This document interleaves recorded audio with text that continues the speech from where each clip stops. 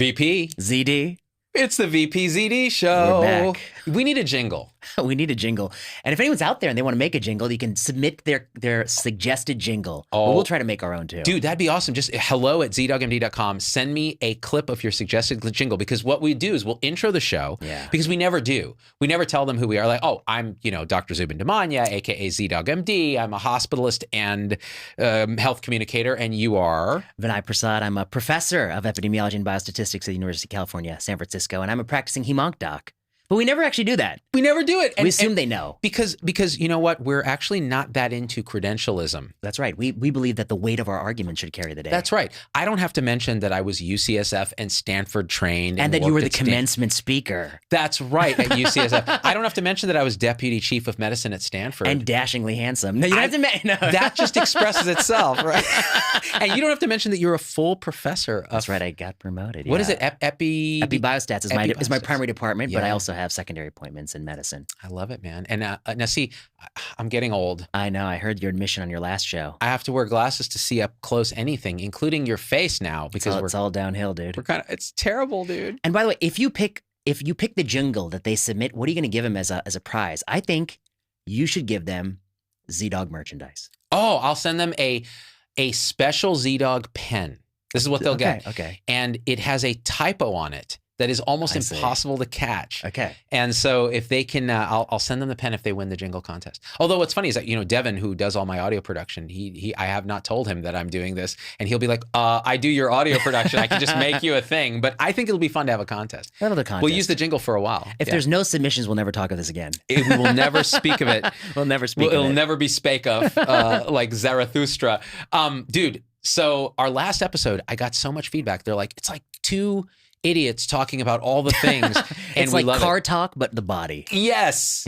Which is... We're like the click and clack. Dude, rest in peace. Rest in peace. And by the way, they were terrific. They really were. And they were diagnosticians. They were world-class diagnosticians. They would listen to a history. They would actually interpret the emotional bias of the history, and they would apply it then to the mechanics of the car. They didn't take themselves too seriously. Never once. And actually that gets into a show I did recently about left and right brain. So the left, and in the show I it's more metaphorical, although there's a lot of neuroscience behind it. Sure. But this idea that our left hemisphere really is the thing that takes the implicit, the contextual, pulls it apart, makes it explicit, and breaks it into little parts. And in many ways, so the left brain doesn't recognize faces because a face is a full-on contextual kind of thing.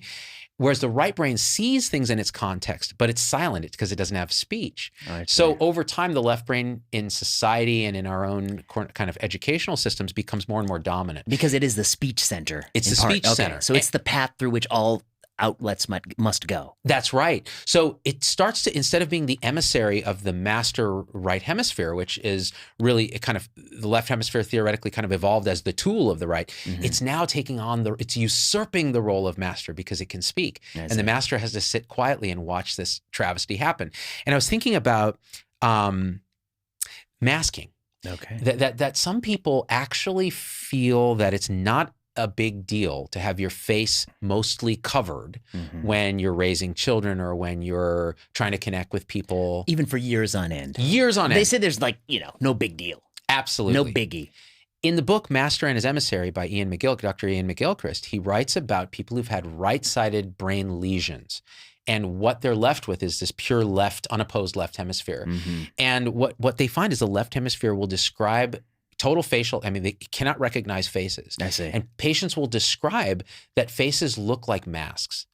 That they actually... Right, prosopagnosia. Exactly. This is what Brad Pitt said he suffered from. Famously. Did he say he suffered from? I think I read that. But I just think he just knows too many people. I don't think he actually has prosopagnosia. Dude, I tell people I have prosopagnosia because I can't recognize people because I see too many people. Of course. And of course, they're seeing me for the first time and they're like, oh yeah, he's going to... Yeah. They've seen your face a lot more than you've seen their face. That's exactly right. That's the thing. That's exactly right. So for me, I just use that as an excuse, but really it's just I'm just too old and there's too many people. But bring it back, the mask. It's interesting that, so the left hemisphere, which is the mechanistic reductionist parts instead of wholes hemisphere, becoming dominant now, it's okay with masking. Yes. Because in a way, it doesn't see the face as an important thing. So you're saying that view is synonymous with the type of brain damage state. I mean, it's like having a stroke. Yeah. Okay. Here's what I say. Look, I understand people on the airplane, and I've been traveling recently. I understand the people who going places, no mask. Right. I get that. I also get the person who's going to wear the N95 at all times. Like, I don't agree with that. I don't think it makes sense in the long haul. I think you're going to have to wear it for the rest of your life if that's what you're doing. Right. But I kind of understand that when I see them, they're wearing it, they're skipping any food or drink. But here's what I don't get. I don't get the cloth mask when you're on the plane, but the moment you come off we come off and you disembark, cloth mask comes off. I don't get the loose-fitting, stretched-out surgical mask. I don't get the N95, but your glasses are under the N95, creating a nice little pathway for the air to flow. This is what I don't get. And in fact, those three categories, that's the 15% masking. By the way, masking varies a lot by airport. Yeah. SFO, we're at the top. At the top. Number one, baby. Yeah. SFO. Yeah. But you go anywhere else. IAH Houston, ain't no masks inside. I think they may confiscate them from you. Pull it. Yeah, they'll take it away from you. They'll take it. They'll burn it. They'll take it away from you, put a gun right in your hand. No, I don't know what they'll do. Get a rope. Is that a can 95? Get a rope. Oh my goodness. Loose fitting cloth mask. At least wear a full on respirator. Yeah, but I think it is. It's a function of the left brainification of society. I see. And our public health communication. Because what would a contextual right brain left brain synthesis say? Exactly what you're saying. It would notice the absurdity. So the right brain is the hemisphere of humor.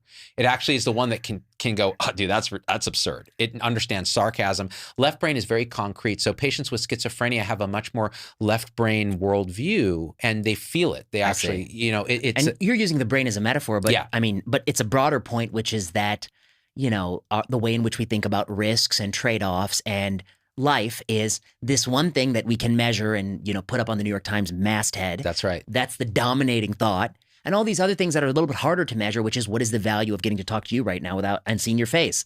Bingo. It's hard to put a number on that, but there is a value. That's right. And in the metaphor, that's the purview of the right brain. The normal flow of experiences, the right brain contextually sees the thing, sends the left brain out to drill down and break it into things so we can understand it better, and then come back to the right, put it in context. What we fail to do is that last step. We're just drilling down and we're mechanizing it and we're making it that way.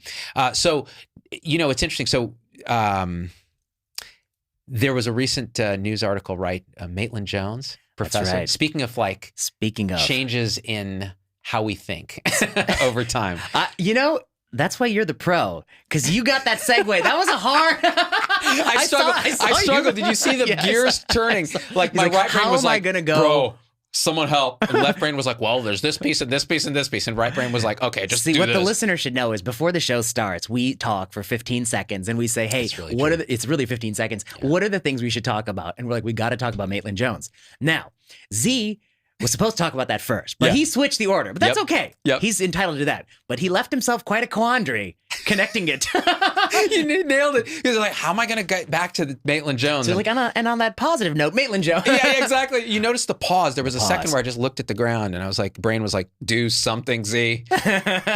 Or this will be an edit point, which we don't do. You're very good at it. I don't think the listener fully appreciates that it takes a talent to be able to connect different ideas and get people through what they want to talk about. I'm going to give the compliment back to you, because without you in the dyad here, we're not in a flow state. And a flow state allows you to be so present that you don't lose. You almost get, in a way, the pieces just come from nowhere. That's a good point. They synthesize. And we'll talk about presentness when we talk about Zuck towards the end of this podcast. Oh, that'll be great. Yeah. Okay, but Maitland Jones. Who's Maitland Jones? Oh, yeah. He's 82 years old. Goodness. He's my dad's age, yeah. And he's still proffing. He's still out there hitting the classes every year. So I think my understanding is the textbook of organic chemistry that I used, and I suspect the one you used, is the Maitland Jones textbook of Orgo. Yeah. And he was a professor at Princeton. He was an organic chemistry professor. By most accounts, he's won, many teaching awards. He became an adjunct in his retirement at NYU and started teaching. And even there, by all accounts, he was thought to be a very good teacher until the COVID-19 pandemic, where his evals have slipped. Yeah. And the grades of the students have slipped. And recently in the New York Times, he got the boot. He was fired. Yep. And there's different stories, and I've had a chance to explore the stories. Maitland Jones' story. Let's hear Maitland Jones' story. Maitland Jones' story is, I'm a revered organic chemistry professor. I've been doing this for, before you were born. And throughout most of my career, students were willing to put in the hard work and effort. I was willing to put in the hard work and effort. We would meet in the middle. Some kids could master orgo. There's always a few kids who would struggle to do it. And the kids who can master it to really get something out. Maitland Jones, supposedly, he wasn't a memorization guy. He was a problem-solving synthesis, like synthesizing compounds. For people who don't know organic chemistry, it is a really challenging, intellectually challenging. You have to think left brain and right brain together to do OChem. It's not just memorization. I had a great orgo professor. His name was Michael Rathke. Oh. And he said, he used to say things like, and he's like, and if you don't believe these are the same molecule, put them both in a gunny sack and shake it out and see if you can tell them apart. And I was like, a gunny sack? Who is this guy? This is his thing. But he was an older guy, but he was brilliant and he had a charisma to him. He had the old man charm. Yeah. You know, the classic old man professor charm. Yeah. Anyway, I've never met Maitland Jones, but this is Michael Rathke. And we had the same at Berkeley, a guy named Volkman, I think, Volkman. So and that's also a textball author, isn't he? Yes. Yeah. Okay. So he wrote another we might have used his textbook, actually. Oh, he took that Maitland Jones book. Oh, yeah. And he's like, toss that crap. It's Volkman. If that was his name. It was Volk something. But he used to drive a Ferrari. Shut up. Or a Lamborghini, some very high-end thing. And he'd drive it on campus. And I think he either had, I don't know if he had a Nobel Prize or he had some special parking spot. Because at Berkeley, they had signs that say parking for Nobel laureates only. And he would put his car there? And the Ferrari. How do you get the Lambo money? Dude, I think that he did stuff with industry through OChem, but I'm not 100% sure. I mean, because that textbook money, I mean, come on. Oh, you know how that is. Yeah. I'll tell you what, you'll be lucky to buy a Honda Civic with that. And actually with inflation, you're going to buy no car, not even a used car. Dude, in the Bay Area, the Honda Civic is the Tesla Model 3. Have you noticed that? That is the entry-level car in the Bay Area. It is. You have to have a Tesla. So back to Maitland. Back to Maitland. Okay. So his account is, I've been doing this for many years. I'm good at it. I've always done it. We've always met in the middle. The students are happy. I'm happy I win all these awards. COVID-19 pandemic comes. They're all work from home, Zooming. They've lost their work ethic. We try to bring them back to class. They don't show. They just want to watch the lectures. They're not studying. And lo and behold, their grades go in the toilet. And most of them are not getting good grades. Few are getting A's. The university wants me to just, artificially boost everyone's grade. I won't play by those rules. I'm old school. You either know it or you don't know it. That's Maitland Jones. And we can't go soft on you because you don't want to learn. You got to hit the books hard. Yeah. That's Maitland Jones. And he said, so he drew the line. And then they were like, you know what? The students are not happy. Universities, they're not here to educate kids. They're the customer service business. So you got to go Maitland. Yeah. These guys are paying tuition. Yeah. Right. Okay. So that's his story, That's his story. The second story I read was like reading the comments deep. Somebody's like, well, I'm a student of Maitland Jones. And guess what? I actually got like perfect scores on the MCAT chemistry and I'm really good at this. But the dude is slipping, like he's not teaching it the same way he used to, or maybe it's like not as charismatic and there are other teachers who are doing a better job. And like he was fired, not because he held a high bar, because the dude wasn't an effective communicator anymore. And that can always happen to anybody. Certainly. Yeah. Yeah. Happened to us over the last few. Hey, we're on the upswing, dog. Yeah, of course. We're getting better and better. People are like, we're like a fine wine. We're aging well. I don't usually look at statistics anymore because I just can't. Too many zeros. Too many zeros. Exactly. On my bank account. I'm just making it rain.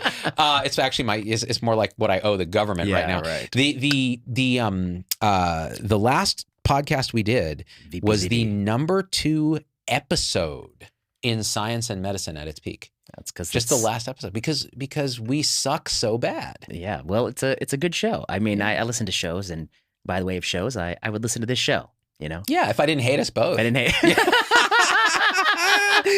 At ZDoggMD. Yeah, you are the Cal Academy. Okay, back to Maitland. Maitland Jones. Okay, so there's 2 sides so far. There's 2 sides to the story. Yeah. I got 3 points. Okay. I think 3 things can all be true. Yeah. Okay. 1, I think Maitland Jones has probably got a point that these kids pre-pandemic, and I think there's some truth to this, they were willing to study more and show up to class. And you do learn more when you drag yourself and sit there in that room and you actually get more out of it. Totally. And if you watch some video, and by the way, this is not a YouTube video quality video. This is like some crap camera in the back of an auditorium. Shitty audio. Audio. You ain't gonna learn anything from that. Okay, so Maitland Jones might have a point that they're not putting in the effort. I don't think, he's probably onto something. The second thing that might be true is he might really actually be slipping. Yeah. Like maybe he is no longer as effective as he was. We don't know. Only the kids in the class know. And maybe if some impartial person were to assess it. And then the third thing, I think, but the first thing is I concede to him, the kids are probably getting a little bit soft and we can talk more about that. Right. Then the third thing I think is, why are we doing all this orgo? I was like, I think we have to bring back Right. to like orgo was a prerequisite for medical school back in 19 diggity, Right. where orgo was the closest science to what we were doing. Right. We have advanced far beyond orgo. Right. Orgo's still, useful for somebody who makes synthetic chemical products, but doctors don't make that. They prescribe that, and they need to understand the evidence for prescriptions, not necessarily the organic chemistry that leads to the synthesis of the ACE inhibitor. So I think it's actually antiquated. It's not relevant. Some people say that even though it's not relevant, you still need a class that's a quote unquote weeder class, like that gives people bad grades so they never get to be doctors. Right. And what I want to say is you have no data that ever shows that weeding people by organic chemistry is a useful filter. Like if you prove to me people get higher orgo scores are better doctors than those that get lower scores or those that flunk the class, that would be one thing. There's no such data. And the other thing I'd say is by that logic, you could say we could give you a test of memorizing all the world capitals. Mongolia. Bukhar. I made that up. Ulaanbaatar. But Ulaanbaatar. Okay, right. I don't know. Okay, right. But you could give a quiz of like rote memorization, and some people are going to do better than others. And you could take baseball statistics from the 1950s, for instance. And then you could say, we are making a prerequisite for medical school be baseball statistics in the 1950s because people who memorize that better are better doctors. And my point there would be, okay, fine, but don't you want to teach them some shit that they need to know when they're actually a doctor?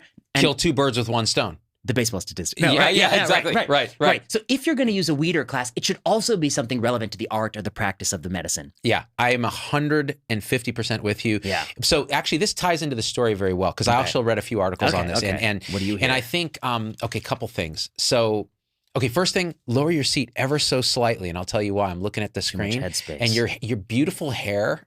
Which has been chopped to bits. By They cut it, first of all. By the butcher. So Samson, does it lower? No. Oh, there it is. There it is. Yeah. That's now? it. That's perfect. I think that's better. Yeah. And then just a little this. Yeah. See, because I got to be the tech guy. My daughter edits the shows now. Oh, that's my 11-year-old, and she'll yell at me. She'll be like, "The way you framed Vinay, he's got too much hair." She's got an eye for this. Oh yeah, she does. Yeah. So I'm like, okay, you know what? Since we were saying earlier, you're either now for kids, you're either a content creator or you're a content consumer. That's it. I'm pushing her to create. Of course. All right. So back to Maitland. Okay. What did you read about Maitland? So the article I read was very, very similar. Okay. Couple standpoints here. The guy's own department supports him. Oh, because they see it as a potential slippery slope. He's a revered guy, and they're like, listen, you can't just fire this guy with no due process. Although he's not tenured, again, he's like kind of coming in and doing this as a emeritus, kind of not his primary organization, et cetera, at NYU, because he was a Princeton guy, I think, and or something like that. And yes, he's a Princeton guy. Yeah. So the faculty supported him. Then if you ask the kids, there were a few people they interviewed who got A's in the course, and they're like, "This guy's a legend. We love him. He does great. These other people just can't hack it." Yeah. But then the comment you read was different. It's like, "No, I did well." Yeah. But you got to understand this guy's slipping. Yeah. Now, how do you know who's true? You can't know. Now, my sense is one of the faculty reports from the people that had fired him had said he gets some of the worst faculty evaluations of any department, not just chemistry. Now that says something because evaluations, as crummy as they can be, right, they're often clue. They skew true. Yeah. And if he's actually, and so what I wonder happened here is whether he got so disheartened by seeing what you're pointing to, which is that he wasn't putting the work in. He wasn't putting the work in. He's like, these kids are gone. They're just gone. They're checked out. And so as a result, why should I even try? Because they're not showing up. And he would say, they said it in the article, the class is mostly empty. They're all watching the videos and they can't do it. They can't do the work because you have to be there with that guy in presence to feel how he thinks through these problems. Now, I'll say this too. As a weeder class, a lot of the outrage came from pre-meds who were like, this has ruined my dreams because I cannot get an A in this class and I will not go to medical school. Now, I will say this to them. OChem was a weeder class when I was at Berkeley. That was my sophomore year of Berkeley when I decided I was going to smoke weed and hang out with my friends and not go to class. And you still got all the questions. No, you still got everyone right. The first semester, we were on semester system, was the first time in my life that I got B's. And the reason, and the reason I got B's was I didn't go to class. I would cram like the night before because I had so much hubris. I'm like, oh, first year was easy. I could do this. I got this. And I'm having fun with my friends. The first time I've been away from home and the first time I've, been by myself and exploring these things. And I got devastated. Like I think I might have failed one of the midterms. And then the final, I got mono. Wow. And so I took it while I had mono, and I was just so behind. I'd never spent time with the professor. I'd never gone to offer another excuse. It was another excuse. You're for the being Roger Federer. I heard he had mono in some big match many years ago. That's why he lost. Yeah. Okay. Okay. You know what? Listen. Keep talking like that. You could be a student in 2022. I'll tell you what. Go on. To this day, Yeah. I have anxiety dreams about OCHEM.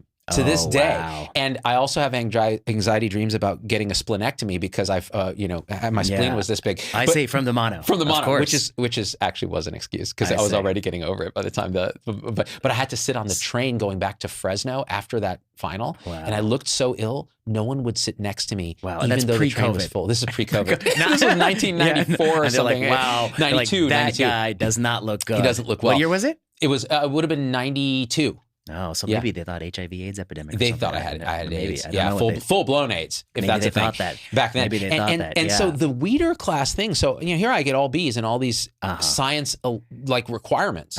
So how the hell did I get into medical school? Well, I actually got back on the horse and got passionate about it, and I struggled. There's usually no one. It's no one thing. I mean, it's no one thing is a strict cutoff. I mean, if you get consistently bad GPA in science, then I think yes, that's going to make it a lot harder.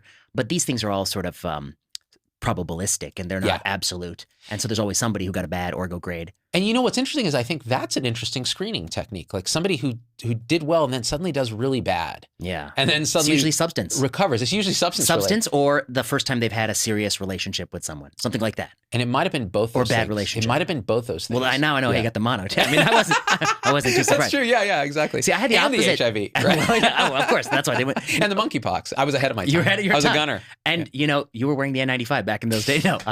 So, I'm biased. Well, not biased, but I had a very different experience. I had Michael Rathke, the sweetest man ever. And so I learned orgo really good. That's awesome. And then, I wanted to keep open the door to going to medical school. Right. So back in those days, that meant you had to do research. And you did fruit fly research. That's right. I remember. That's right. You were Lord of the Flies. I was Lord of the Flies. Tape right. To this day, you still keep a jar of vinegar and a few drops of dishwashing detergent in it to trap them. I have a CO2 tank at home to anesthetize humans as well as whoever in you need to anesthetize. Exactly. So I did my research in biologic polymer synthesis, organic chemistry. Wow. And so I worked with Mitch Smith in the laboratory there.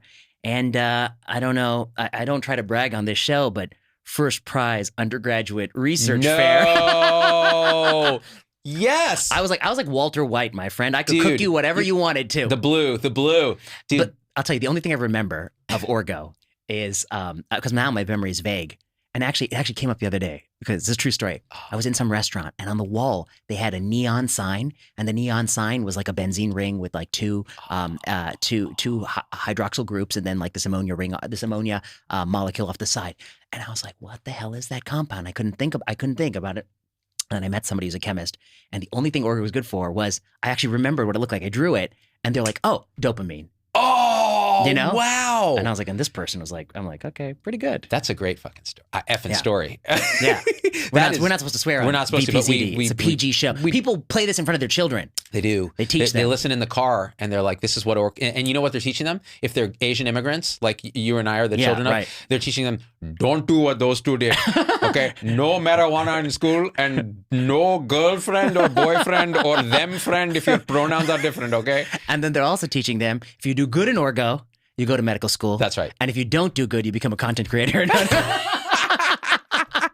Exactly, like my daughter's going to be. Well, but you don't want to be a content consumer. Okay, so the screen. So you think orgo is trash? I think they pushed on him too because the pre-med contingent felt so strongly about this as a screen, which I think is not a good reason to push on him. A good reason is he probably was phoning it in at some point, and he's 82, so stuff does happen. Hey, that's the age of Anthony Fauci. Are you saying Anthony Fauci's not peak at job performance? Ooh, good point. I guess I'll have to backtrack on that because as a card-carrying member of the COVIDian, ACLU, the American COVIDian Liberty Union.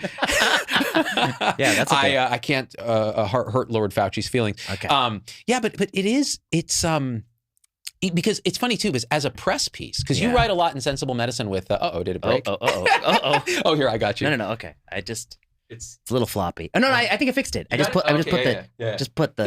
It's that stand is not designed for the weight of that mic. It was made by Maitland Jones. Okay, go on. Okay. So, What were we saying? We were talking about, oh, man, this is where our flow state gets disrupted. He's got the glasses and he's got a little bit I'm of just staring at forgetfulness. I'm staring at my Parkinson's tremor. No. Wait a minute. And this might have been how the teaching was going on in the classroom. Fully possible, right? We were talking ACLU. We were talking about COVIDian. Well, I'll help you while you think about your thought. Yeah. Here's what I think we agree broadly on the brushstrokes of this argument. Number one, is it possible Maitland-Jones was great? Absolutely. That's indisputable. Is it possible he's phoning it in these days? Absolutely. But the second thing that we need to talk about a little bit more are the students. Yeah. And I do think this is why the article resonates, because whether or not this happened in the Maitland-Jones case, many people, many teachers do believe it is a different culture of teaching in 2022 than it was. Definitely in medicine, for sure. Definitely in medicine. And I think even maybe worse in the other fields. Yeah. And the key difference is Zoom. Yeah, that blew their brains. Yep. I mean, it's obviously a terrible education online. Yep. That's not just my opinion of it, my experience of it, but also every single peer-reviewed public paper on the topic. That's terrible. Yep. But I also think that students they're in the customer service business now. I mean, every year goes by, I hear students have corrected a faculty for, yelled at a faculty for saying something that they thought wasn't the correct way to say things. And I don't even disagree with them that they might be right that we should take language and move it in this more progressive, thoughtful, sensitive way. They might be right about that. What I don't agree with them is that the way to fix it is to take some old professor who just is not hip to what you're saying and didn't get the memo. Yeah. And some of these professors English is not their first language, by the way. That makes it harder. Right. And chastising them. And you know why they do it? It's a way, I think, we'll talk about why, but I think it's about power. It's not about the issue. If you really care about the injustice in the world, and where's the injustice? The injustice in the world is tremendous, and it's almost all in early childhood development outcomes. Yeah. It's all in wealth inequality. It's all huge problems that require political consensus. It requires you to go to government and fix these problems of regulation, of corporatism, of cronyism, of disparity, of wealth concentration, and of all the ways in which the system is rigged. And I think the system is rigged. Instead of doing any of that, they don't want to do that. That's hard. I mean, that's hard, and you may not succeed. What they want to do is the one thing they can do, which is I can take somebody who's mostly in my tribe, who mostly agrees with me, but they're older, they're aloof, they don't know how to speak hip the way young people speak, and I can shame them, humiliate them for not being, quote, as pure and good as me. No student will ever go into medicine, and in PGY1, they can never know more than the attending. Why? Even the most brilliant person could not know, because it takes years to even hear about all the many things that happen in medicine. And so these brilliant kids, they're very smart, they've always been praised their whole life, and they are at the bottom of the totem pole, and sometimes they don't even know the words that are coming out of my mouth, because I'm talking about, diseases they've never heard of, they don't know the treatment, because it's natural, they have to learn it. Yeah. And that can make you feel anxious. You don't have power. And the way to seize power is to create a new discipline where you alone can be king or queen. You can be the boss. And that's the discipline of the politically correct word choice. They are creating the politically correct word choice. Only the youth knows it. I'm almost 40, and even I don't know how. I mean, I know more than an older person like you.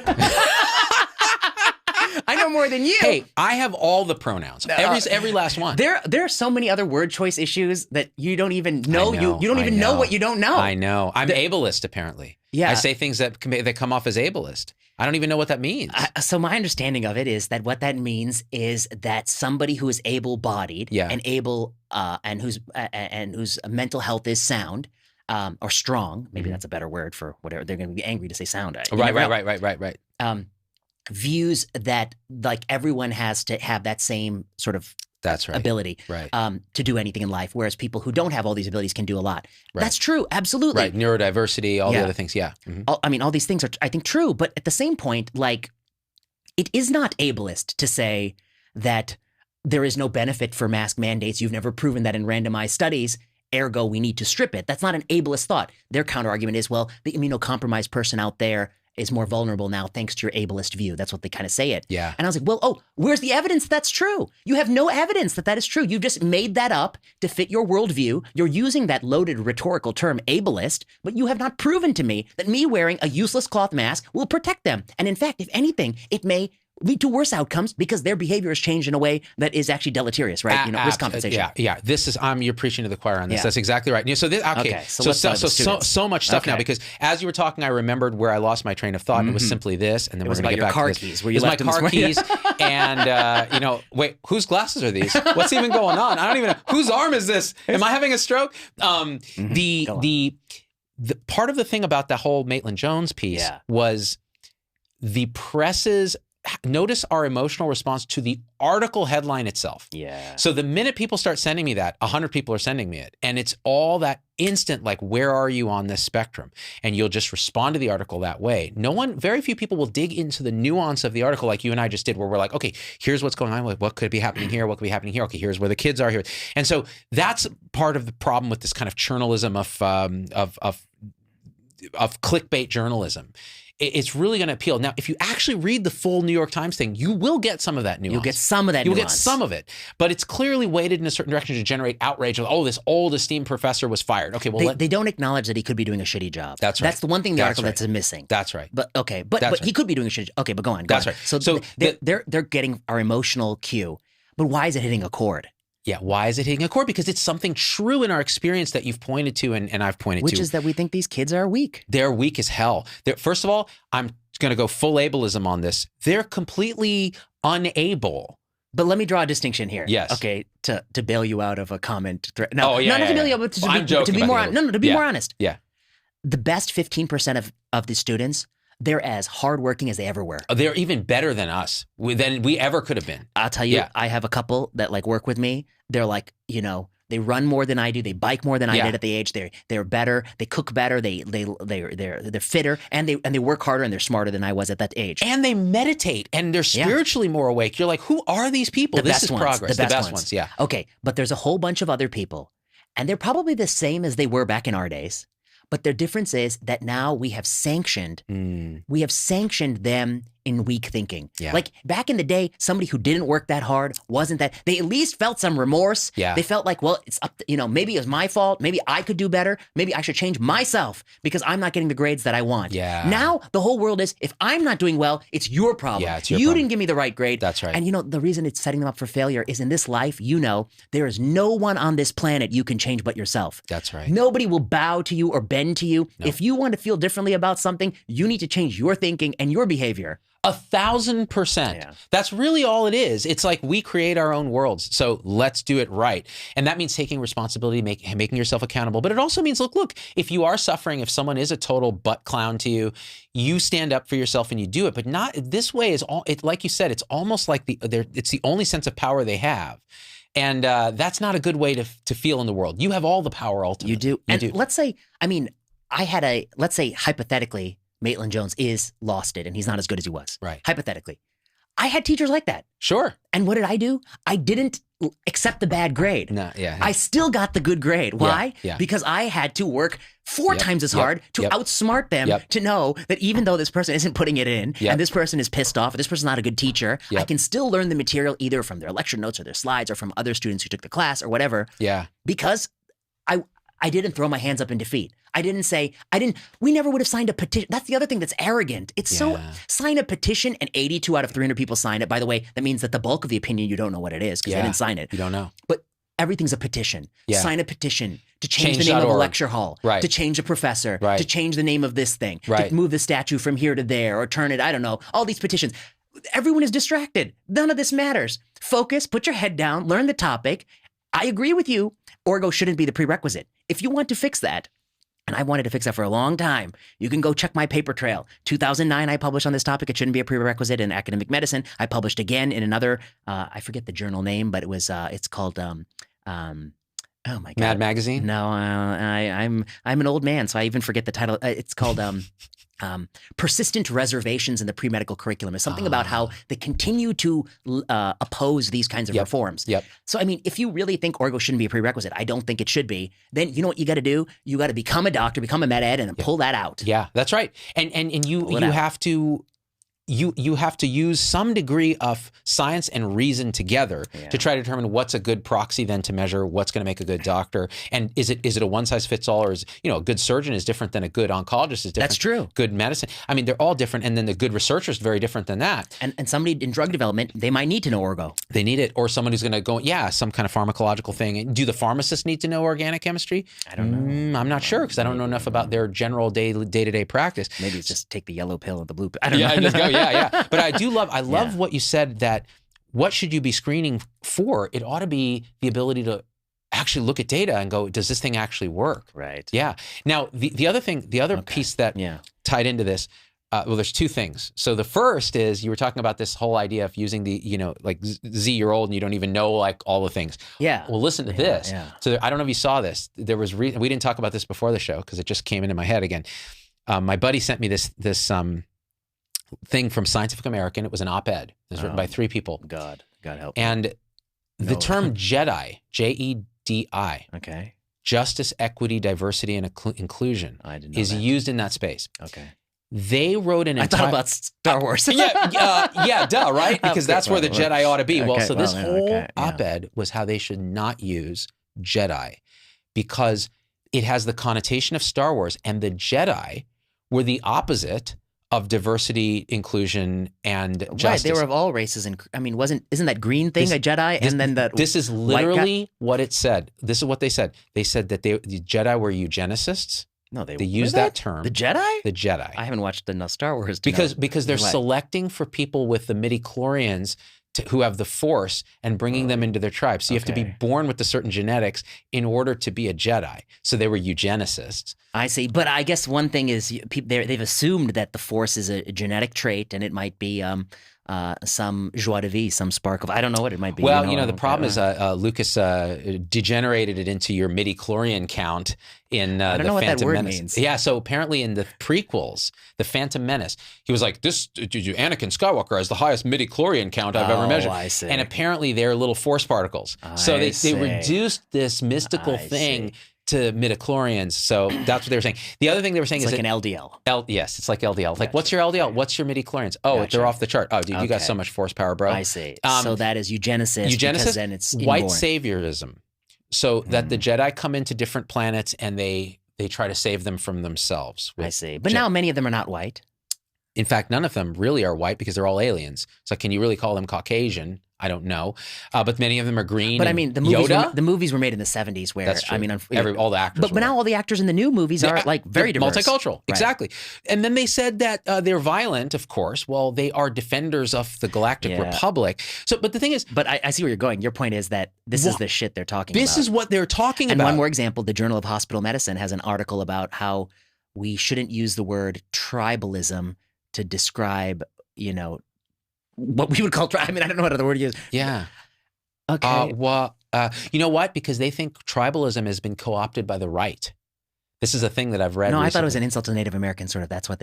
Oh, okay. But they're saying all the people on the right use this term tribalism. Yeah, you guys are behaving. It's all tribalism, and it's like they don't care that it's Native Americans are angry and this and this and the other. And it's like we've been using tribalism for a long time. And are Native Americans even angry about it? Is it like Latinx, where like if you ask somebody who's Latino, they'll say stop saying Latinx, but if you ask a rich white person from the suburbs, they'll say Latinx. Like, which is it? It's interesting. So I have gotten an email from a Native American, someone who identifies as Native American, saying you use the term tribe a lot, tribalism a lot, just so you know this is what it means to my people, and the way you use it is a different connotation. And what about karma? You're right, karma. I'm Indian, and first of all, that's not how we pronounce it. That's right. But I see the karma. Yeah, what's your karma? Good karma, right, buddy? I'm like, oh my god, bro, your karma's crap. It's almost a cultural appropriation kind of question at that point. Like, what are you doing? But all culture is cultural appropriation. But I guess what I want to say is, like, I don't go to people and I say, stop using karma like that, and stop doing yoga if you can drink all those glasses of red wine. That's right. That's right. Okay, but I mean, maybe we're going to the same place. But the point I want to make is the point that you can either win the issues that matter. That's right. Or you can win this word police game. This nonsense game. And if you play this word police game, you're losing so many people. Yeah. You do not understand. The reason that article Maitland-Jones is resonating, the reason it's exploded across, many people, whether or not the story is true, they want the archetype of the students are picking on things that don't matter. They're not just sucking it up like we used to suck it up. And again, there's something in between. If he's abusive, if he's really like the worst professor on earth, there should be some format to throw him out. I don't know what it should be. Yeah. But maybe it's this. Maybe it's what happened. Yeah. We don't know. Maybe it was not. Yeah. Right. Maybe that's true in this case, actually. But because you've abused this so many times in so many instances and picking on all these words, I don't know. If you want to change the word, start using it the way you want to use it. Yeah. And then change organically. Let the culture change it organically.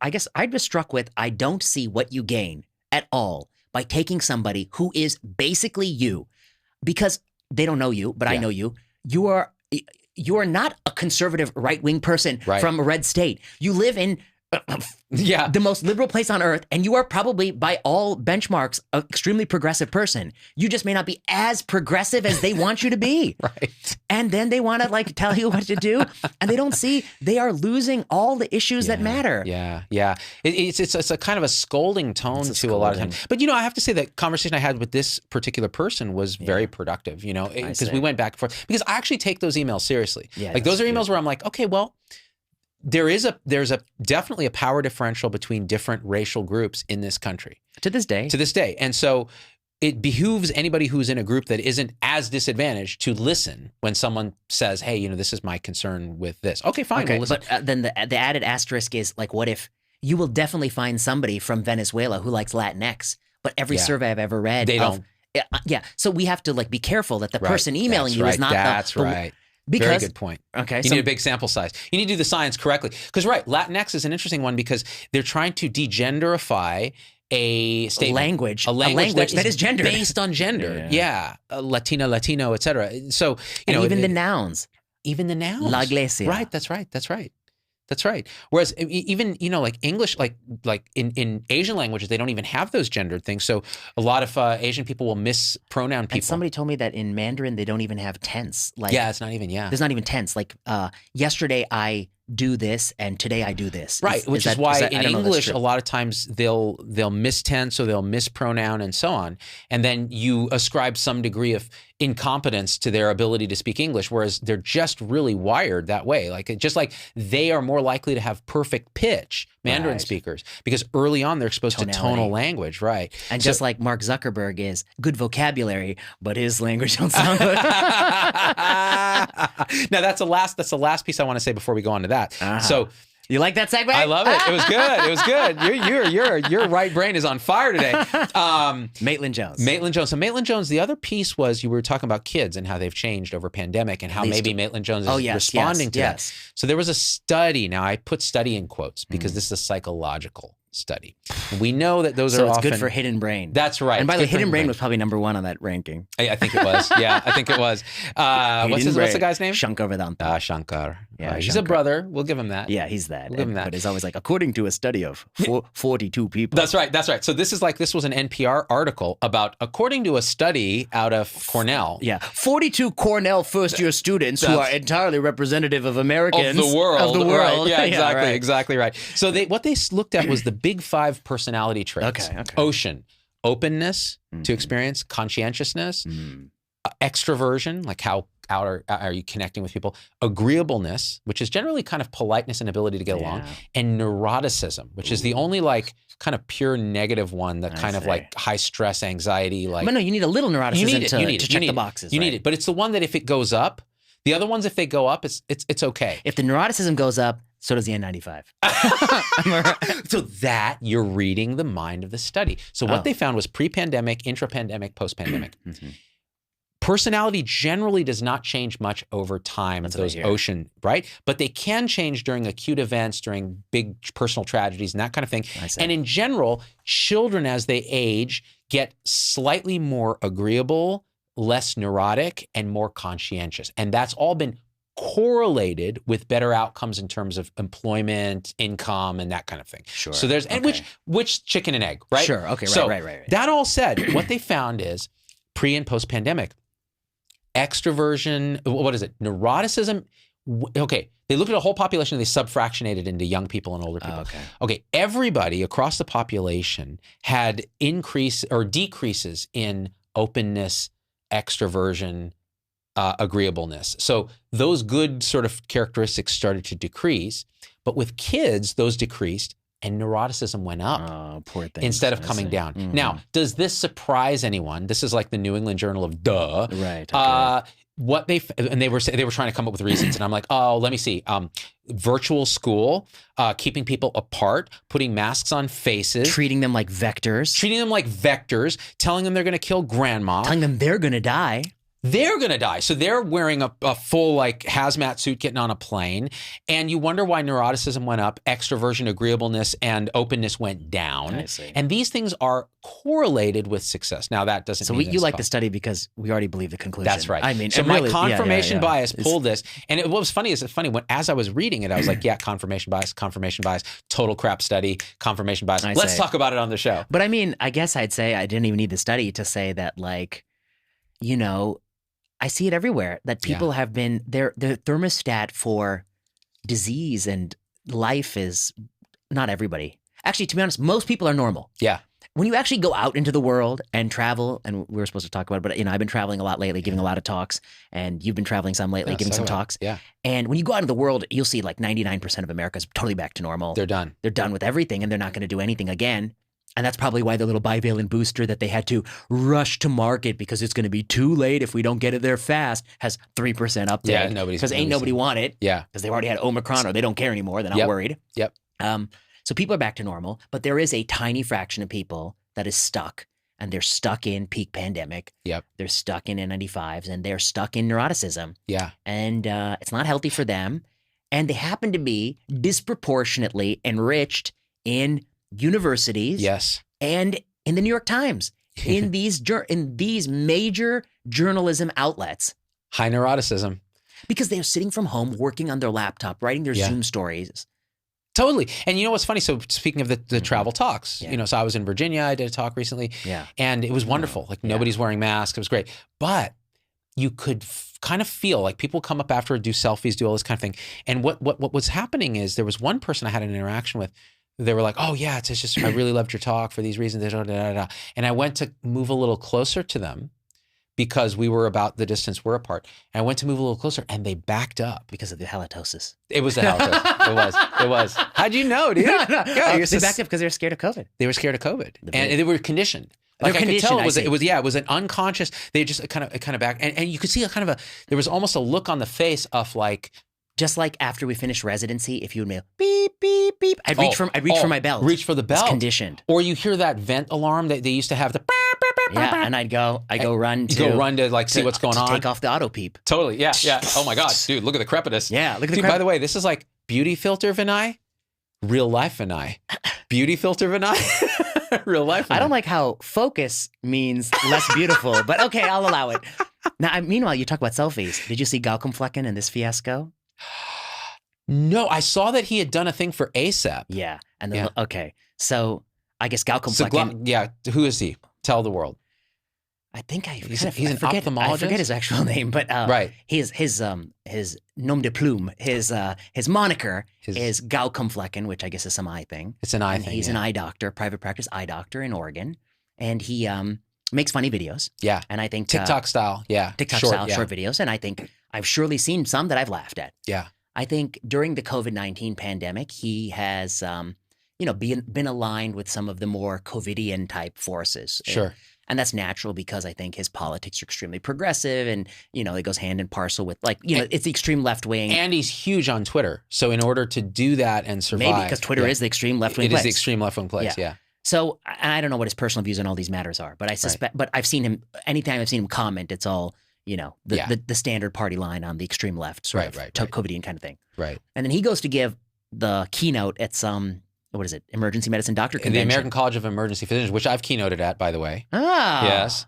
Good. Yes. Just for comparisons of apples and apples here. You've keynoted it. Yes. Well, they're a great group. I've not keynoted it, but I have a feeling that they're not going to invite me. You'll never be asked, yeah. Well, actually, who knows? You will. Well, who knows because of the actual, what this photograph shows. So what's happening? Okay. So because I don't know this story. Yeah. Among emergency medicine physicians active on Twitter, you would think that we are in the throes of April 2020 because they're always talking about how the hospital's always full and it's all backed up and hashtag wear a mask, hashtag save other lives, hashtag this. Meanwhile, you go out there and it's like, 19, it's like 2019 out there. But anyway, there are several very vocal emergency medicine. I think people should know one bit of background. Twitter, the first specialty that infiltrated Twitter was emergency medicine. They were always one of the first ones to go to Twitter. Yeah. And they're all sort of, by virtue of having been there longer, they have a lot more followers. That's and true, they're very vocal. Yeah. And during the pandemic, every TV channel you turned on, you heard an emergency medicine frontline doctor, because that's how they were portrayed in the TV media. And the frontline doctor would talk about the wisdom of lockdown, which to me was a little bit problematic because you would really want to talk to somebody who has a lot of policy knowledge about the most broad, sweeping, historical policy change that has ever been implemented in human public health history. But I mean, or you can talk to a frontline person. Or you can talk never mind. I mean, you can talk to a hospitalist about should we force people not to smoke by law and gunpoint? And I would say, sure, because I see all the downside of smoking. And maybe they should talk to me about the war in Ukraine and how to handle that. I don't know. Maybe, okay, because I understand the fallout of radioactive materials because it can cause cancer. Yeah, it's a big deal. I'm the front line. If you were to develop aplastic anemia after an untoward nuclear reaction, such as Chernobyl, you would come to me, and I would be. Would you prescribe me the iodine prophylaxis tablets? Depending on the radius you were to the site, I would happily give you some iodine. Yeah, good to know. And I would be the one to tell you if you need cord blood or matched unrelated donor. That's the expertise I bring. And by that logic, I should be the one to advise you about the COVID lockdowns. The COVID lockdowns, and also whether or not we should continue to re-up arms in the Ukraine. Anyway. Yes. Okay, so back to this. Okay, so they're COVIDian. There are lots of ER doctors. They say wear the mask, #tweet a mask. Right. And then he takes a selfie on stage. And in the selfie, he's cultivated a COVIDian following. Like all his fans are COVIDians. And the selfie is a video, like a 10-second video of him with the crowd in the background. And the crowd is thousands of people packed in a tiny auditorium. And he's with his wife, right? Yeah, I think she's part of the... Yeah, that's right. Because she saved his life. He had a cardiac arrest. Yeah. It's almost like if it weren't true, you wouldn't believe it. I mean, it's a crazy story. Okay. Yeah. So he takes a photo of the audience, and the audience is like 100% unmasked. Yep. Okay. Yeah.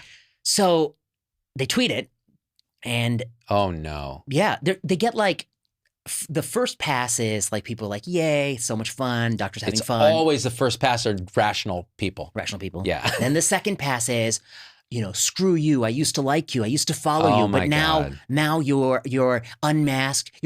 All these doctors are going to kill their patients, And then the point I made, which I commented about one of the comments, which is I was like, there is some truth here, which is that there is an irony, which is that these people who are active on Twitter saying #wear a mask forever, they're not practicing what they preach. They are hypocrites. Yeah. And I wouldn't have a problem with that. I really don't. But they happen to force their stupid fucking mask policy on the 2-year-olds.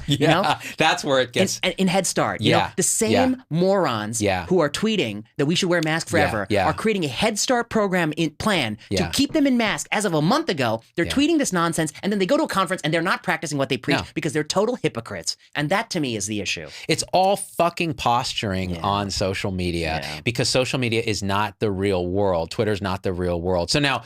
So we violated our rule, but I know. But maybe we're going to drop a couple F-bombs. Because you know what? You can't mask kids in Head Start. They're the most vulnerable group. You have no data. You don't use your brain is not working. If you think that's the left brain's working. Yeah, well, the neurotic part of the brain is working. The neurotic left brain. I mean, I think you really have to worry about some serious psychiatric problem if somebody genuinely believes that's actually going to help the pandemic. Yeah. Because that doesn't make any sense at all. And one side note about that I forgot to mention in this one is the left brain is associated with emotion. It's mostly righteous anger. And the left brain is actually blind to the fact that it could ever be wrong. So it's actually always right. And it's almost like we're seeing that kind of manifest. But you're right. It's total hypocrisy. So did Glaucoma Flecken get in trouble then? So...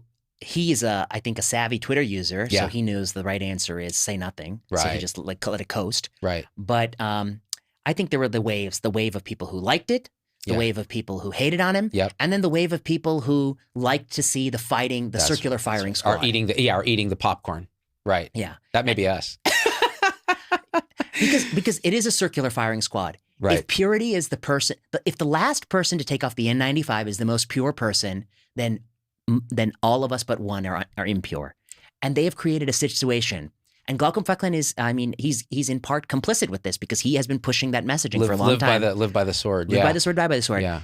If you believe that there is, if you you need to articulate under what circumstances you believe it is safe to withdraw the mask. I articulated it very early on. The moment you get vaccinated, that's the moment to drop it. I stand by that articulation. That was right in 2021 when I wrote it. It's right today. They have created a new standard. They're using words like ableism and eugenics and all these other loaded words, but they will not specify under what circumstances they want to drop it, except they're dropped it in their personal life because no one can actually abide by it. And so they are hypocrites, but their rhetoric has perpetuated this fiasco for the most vulnerable children in whom the data is the poorest.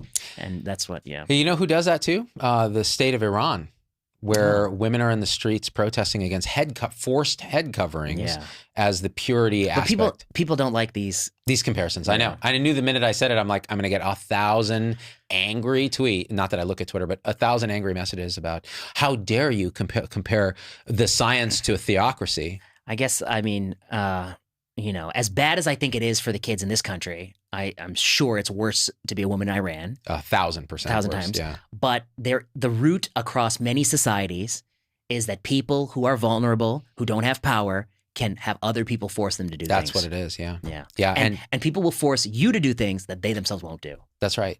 Well, now it's like almost the force is more a social pressure, Like you and I both will cow to the social pressure if we're in a room where everybody's wearing a mask and they're staring at you. It's kind of like... I just had to once, but I was like... Yeah, I've had to do it too. But I didn't want them to... Because, the irony is like, not only are you the one not doing it, but you're the only one they'll remember because they see your face. They see your face. I know. Everybody else, I don't know who that guy was. Yeah, exactly. It's totally true. But it's a very right brain kind of thing to go, you know what? Choose your battles. And this is not going to change anybody's opinion, me not wearing a mask in this room. What do you think about Galcomflecken? Yeah. So this is my take. And I didn't see the follow up. I just saw, I saw his thing showed up in my Twitter feed, I think, because I thought it was so interesting. I was like, wow, his wife and him did a talk together, and what an interesting story. And I know ASAP and I know that audience. And I was looking at it, and I was like, wow, nobody wearing a mask. This is great. Yeah. That was my initial thing. I was like, oh, wow, at least, we're not seeing like all this COVIDian craziness, and this is great. And then hearing now what you're saying, I'm like, yeah, I have been through this myself. There's a million other tweets about like their selfies with the mask because they want to hashtag virtue signal. I won't do that. Like so this is the thing. You have to have some authenticity. Authenticity. Now, maybe that's authentically what he believes, right? That he should have worn a mask and he regrets it and so on and so forth. Galcomflecken. Right? And all the audience members. Oh, are you talking about, wait. So you mean... I don't know what he believes actually, but well, I know. Yeah. But he has some video about CDC where he was very critical of CDC relaxing policies. I see. So I would say that, and from the tweets of his I've seen where he has rarely commented about policy, he is on the COVIDian spectrum. Got it. And but his devotees are true COVIDians. Right. Well, and let's see why that might be. It could be also a political thing. Could be that he's on Twitter. Could be also that he's an ophthalmologist and people's in his face like this. And for him, like the halitosis. Yeah, the halitosis. He's doing it for the halitosis. I mean, an N95 will screen out 33% of halitosis particles. Ironically, surgical masks don't stop halitosis, which should tell you something about their efficacy. Exactly. Because the stank, if it don't block the stank, put it back in the tank, right? I mean, I don't know what that means. Well, it was a funny episode. Yeah. So, okay. Well, you know what? I'll tell you what, Galcomflecken.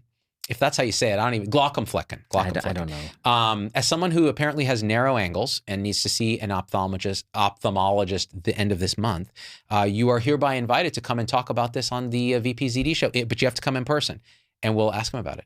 And is he allowed to wear a mask? You're not allowed to wear a mask on our set. But I don't boot you out because it's just inhuman in this place because we're all triple vaccinated and. Open invitation, but I suspect he'll do the wise thing, which is let it die. Yeah, let it die. Yeah, that's what I would do. Yeah, that's what I have done. But I guess if to be honest, if I was on stage and I had that, you wouldn't get that. None of this would happen. Why? Because did VP ever once say he's walking the walk?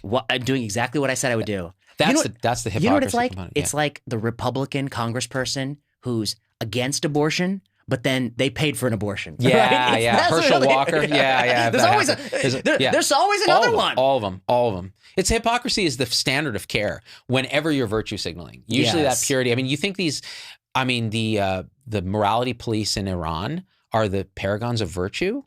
They're probably rapists and horrible people that are just using a chance to beat women and it's an interesting throw them idea. in a van, Is there anyone who virtue signals who's actually virtuous? It's a great question. Because why would you? Maybe Pope Francis. Maybe. I don't even know. From all accounts I've heard, is the legit good dude. Okay, that's good. Yeah. But there are definitely others in those cloaks who, I'm going to run fast. Yeah, exactly. But yeah, that is a projection issue. Yeah. But one thing that we don't do, I hope not, but let's ask the listeners. Yeah, maybe we do it. Do we actually signal, virtue signal? I don't think so. Let's think. What could possibly we do that was virtue signaling? Not maybe talking about not having to wear a mask when you don't need to. But there's no virtue in that. It's not virtue. It's anti-virtuous. And in fact, we said it at the time where it was deeply unpopular. Right. At least among the crowds. What else have we said that's unpopular? I mean, the only thing we're virtuous about is depends on the crowd, right? Quality of the evidence. Yeah. But we don't virtue food or drink. No. We don't claim to be living better than you. In No. fact, we're probably living worse than you. I'd say recently, sleep has been a problem. Have you slept? I'm usually a good sleeper. Yeah. But Yeah. I don't like sleeping in hotel rooms because all the sounds. I can't do it. The sound. I end up running brown noise on my laptop all night. Is that a euphemism? It's like between brown and white noise? Yeah. Oh, yeah. Well, no, brown noise because I'm inclusive. I'm a Jedi. Yeah, I'm a Jedi. Oh, I see. I'm a Jedi. Yeah, it's like apparently a mix of white noise and some other low frequencies. Calls it brown. Do you really listen to this kind of noise? So I have a noisemaker at home that we use when we sleep, and so I'm used to it. So when I go on to hotels, I run it too, and it masks a lot of background noise, and then I'm just used to it. But I still don't sleep well in hotels. Like when it's always like it's hard to sleep in an unfamiliar setting, and especially when you have something to do the next day, like you got to go give a talk for a few hundred people. Speaking of which, you say I generally sleep well, but not this morning because I agreed to give a talk on East Coast, 7 a.m. That's 4 a.m. our time. Oh, God help us! So I had to wake up at 3:50 and. You need a better writer, Vinay Prasad. Writer of my contract. Yeah, like in your contract. Like mine says I want a pool full of green M&Ms. You've assumed one thing, that there's a contract. There's no contract. They just emailed me and like, will you do this? I was like, okay. There's no contract. So there's no writer and a contract. It's just like, did it for free. Yeah, dude, because you're the academic hero, dude. You're just going out and doing these things. I'm like, I will not. I mean, virtual is one thing, but like in-person talks, I tell you now, like you gotta do a lot to get me to come physically where you are because it's such an ordeal. Like the Virginia thing was wonderful. The crowd was amazing. It was federally qualified health centers, like the people doing God's work, like on the front lines, primary care, like wonderful humans. And I had some great conversations, but a lot of VPZD fans. That's a lot of VP who were like, I could never say this publicly. I'm like, why? Yeah. I mean, this is terrible. Like, tweet that. Yeah, right. But to get there, it was a 5-hour flight or whatever to Detroit, and then an 1.5-hour flight on a tiny little rickety thing to get to Richmond, and you get there at midnight. Then you do the talk the next morning, and then you fly back, and it's another like 12-hour collective between connections. Oh my God. And I'm like, I'm old. Like I don't do this really well, and that time is now. I can't do my show. I can't spend time with family. I can't get work done. Can't exercise. Sitting in a spot where I have 2 clotting disorders. You don't get to cook. Oh yeah, your clotting disorder. Yeah, right. You talked about your predisposition. But I guess my question for you is, why'd you choose that flight path? If I had to go to Richmond, I would fly into Reagan. And then drive. And take a car, yeah. Yeah, I looked at that. The car ride was 2 hours. Yeah. And so I thought foolishly that this would be better. And honestly, in the end, it probably was okay. Yeah. But, and I have to say, like the guy who picked me up from the airport was awesome. He like owned the company that does the rides. That's nice, yeah. And so we got to talk, and he had this Lincoln Continental 2021 and they don't make them anymore apparently. And so classic. I showed real curiosity about this car because I don't know much about American luxury cars. And he was just talking it up about all the different features. And we listened to the stereo, and he's like, I hope you like classic rock. I'm like, bro, come on. And so we were listening to Kansas or something. Carry on my wayward son in this Lincoln Continental at midnight, cruising in Richmond. I had him crank it, and it was a highlight, honestly, of the whole thing. And then you finger picked Dust in the Wind. I did. You know how to play it? Dust in the No, I air finger picked it. Oh, I see. Yeah. It's a classic. Can you play it? I used to. Wow. When I was in college. Oh, you could learn it in an afternoon. It's not a hard song to learn. Oh, you have to teach me. What we got to do? We got to go on the road with 2 guitars and do like a stupid parody. The Dave Matthew, Tim Reynolds kind of. Exactly. To be honest, I don't play that much anymore. Me neither. Yeah. I bought this nice have one out. Guitar. Yeah, I have it out because for a while I went through a phase where the middle-aged man decided he was going to play a lot again, and I got reasonable to it because mostly what I do is improvise over backing chords. That's my thing. But when you don't play, the calluses go away. They go away, and then when you do play, you're bleeding out of your fingers. Did you ever read the story about Stevie Ray Vaughan? You know, no. What happened? well, like Vaughn was known for like heavy string, and so if you listen to Stevie Ray's, like he had like 13 gauge strings or something. 13 gauge, yeah. Yeah, it's ridiculous. I mean, and he's also terrific, and like, Oh, I mean, God. And the tone. Lenny, Yeah. like, I mean, every song, yeah. Pride and Joy, I mean, Texas Yeah. Flood, everything is All of it, brilliant. all of it. But I heard once, and also he's like high as a kite, All the like, time, yeah.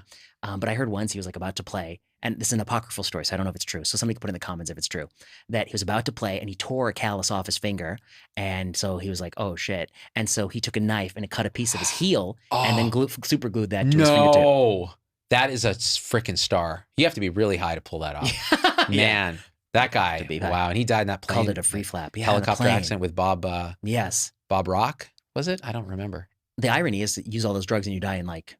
I know, in a plane. I know. So speaking of drugs, schools. You were going to say something about. I know. Talk about a segue. Yeah. Okay, maybe this will be the last thing, but yeah, because we got to run. Yeah. Okay, well, we have to have a real more fun conversation. But okay, so these are real things that are still. This is like October 3rd. This is still happening. These are tweets or articles? This is a real email sent. Okay. Let me read it to you. Okay. Dear members of the Mount Holyoke College community, as we approach September 30th, the date at which our indoor mask mandate is set to expire, I'm writing with an update. I'm sorry to say that because of the relatively high confirmed COVID-19 case count on campus, approximately 50 per week, we will need to continue our indoor mask mandate until further notice. While I'm eager to move us from a mask mandate to a masks welcome and encourage policy, it is clear that the current levels of infection have taxed our campus healthcare system and residential services to the limit. As is the case across the country, Mount Holyoke is coping with position vacancies that are proving hard to fill. Making a change to the mask policy at a time when some of our campus operations are understaffed would be imprudent. This is a joke, right? This is a parody. This is a real Mount Holyoke This email. is actually happening. Let me read Fordham University. Fordham University, Fall 2020 Protocols. All university faculty, students, and staff must be fully up to date as defined by CDC as of November 1st, 2022, which includes the updated bivalent booster. No. Yeah. And then there's a president of the Fordham University partying at the Metropolitan Museum unmasked. Of course. And then this is another policy from Amherst. Prior to October 17th, faculty members will conduct an anonymous survey of their classes, either by collecting handwritten, no names, responses to the question, should masks be required in this class? If anyone in the class, including the instructor, wants to continue with masking, then the masks will be required. To which Nick Christakis at Yale, the Sterling professor of medicine, says, this masking policy is absurd and doesn't follow science. Oh. And there's another one that I can't find right now. I'm going to look for it. What's the commonality so far? They're all like small liberal arts schools, or what's going on? Yeah, they're all, I think, liberal arts schools catering to the extreme far left COVIDian, the Glaucomflecken crowd. Right. And they're creating irrational, pointless, futile, dehumanizing rules just to show that they're pure. It's a virtue signaling at a collegiate level. This is okay. So what's crazy about this is the first one where you said, the reason we're keeping this in is that our student health is busy. Yeah, and our residential without services. any data. Yeah, so we're going to force everybody in the campus to wear a covering on their face that most likely isn't even helping. Correct. Because it's most likely a cloth piece of shit. Correct. And we're going to do that until further notice to just kind of maintain this semblance of control over the situation. And that is absolutely, I would demand my tuition back and demand to go to a real school. Fordham University, this is the last one. All visitors on campus, 6 months of age and older, will require proof of vaccination. No. To which I reply, I'm sorry, you don't look like the baby in the photo. There's like stormtroopers, like, these aren't the droids you're looking for, show us your papers. You thought Cal Academy was hardcore. Oh, dude. It's like, show me your vaccine card and the child's. And the child's? I'm sorry. And then they make the child pull the mask down so they can see his face. And they make the child, they goes, I'm sorry, so what's your name? It's like a 6-month-old. Yeah. Okay. Have you been vaccinated? And the mother's like, he's only 5. He's not 5 months. He's eligible. Oh, that looks like a 6-month-old baby to me. Let's see if he can roll over or whatever. I forget all the... Yeah. Watch this. Boo. He still has the moral reflex, huh? Yeah. Now, doesn't that go away? Or... It does go away. So which is the one that you get at 6 months? Oh. What? Yeah. They get the milestones. They definitely roll. I think they roll at 6. Perhaps. I forget my own kids now. There's milestones, but I don't know. Maybe the AAP is probably changing them as we speak. That's true. That's true. No. They did change the word I mean, you know this? Wait, what? They changed the word milestone? Yeah, there was the big controversy around the Ages and Stages questionnaire. They changed like the number of words a kid should master. Actually, they changed. I think see this. it was the level with which a consultancy was triggered. And they said it was all based on a pre-planned change to lower the false positive rate. Oh my gosh. But it just happened to coincide with like their mask zealotry. And they happen to be an organization that has about zero credibility, you know? Wow. So who knows when they change the rollover, baby? But dude, this is depressing. But you know what? It's a fringe. It's honestly a fringe. But it's a fringe that's going to be this is educating kids. It's sad. It's like the saddest kid. If I honestly pull your kids out of those schools, man. I mean, if your kids are in those schools, you probably have a lot of money because that's the kind of schools that the kids, right? Absolutely. And that person with money should pull their kids out of school and send them put them in a real school. Yeah. Send them to Texas school. Send them to some school that they got no. I mean, what if you're teaching your kid? You're teaching them no science. You're teaching them if they don't like Maitland Jones's teaching to write the petition. To write the petition. This is the hand in hand. That's right. The Maitland Jones of the world. Yep. Let's say he's a good teacher. Yep. But he's a hard grader. Yeah. That hypothetical. Yep. You've set it up for that. Yeah. You're shooting. It's again the circular firing squad. And then what if you were like in class and then you're like, Vinay, do you know the answer to that question? You know what? I don't know the answer to that question. And one more thing, Professor. It's time you put a mask on. Boom! Gotcha!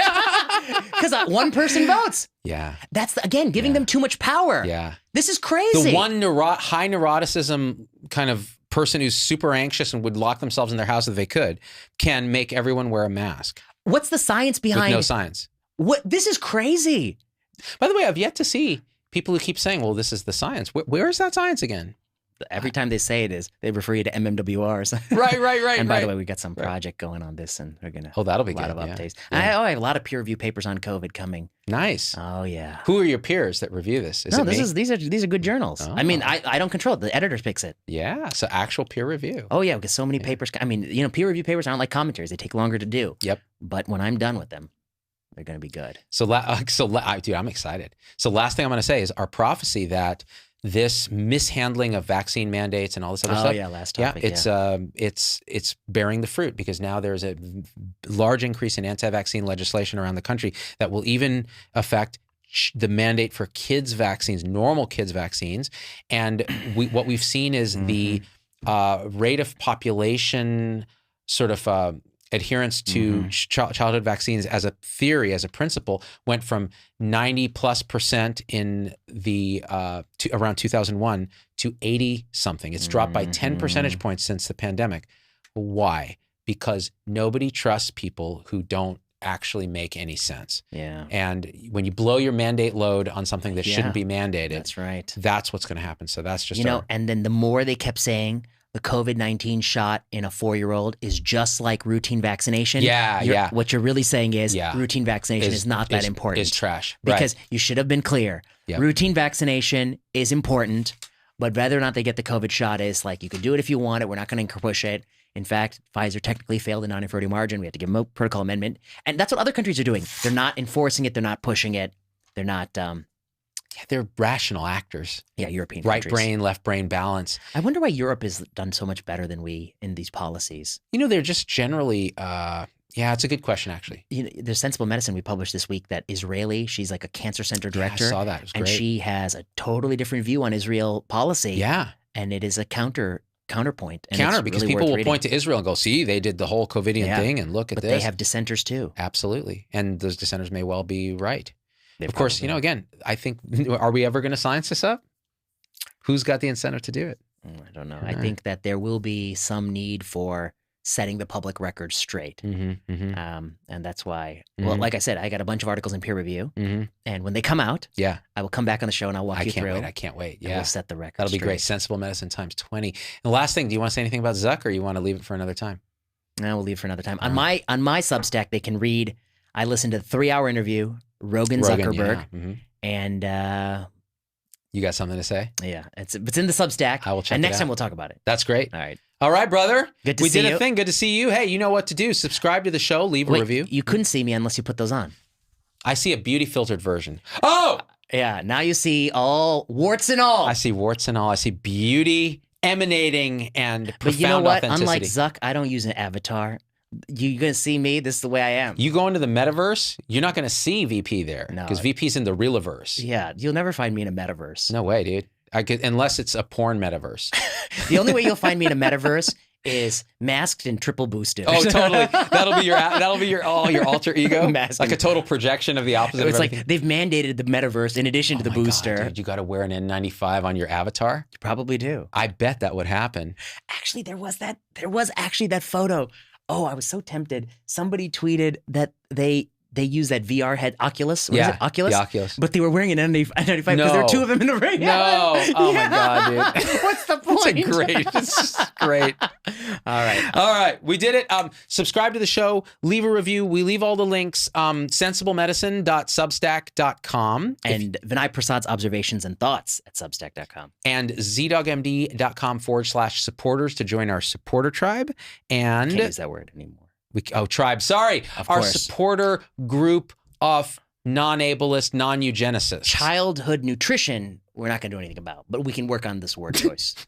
Yeah. Okay. Great. They'll be great. fat. Another win for but woke. progressive. Yes. The Another win progressive for agenda. true progressivism. Our progressive agenda. Yeah, that's not my progressive agenda. My progressive agenda is the things that actually matter and trying to fix those. That's what I mean. And you let the Our rhetoric- real progressive agenda, which is, hey, be nice to people, have some degree of equity around income and things like that by making it equality of opportunity.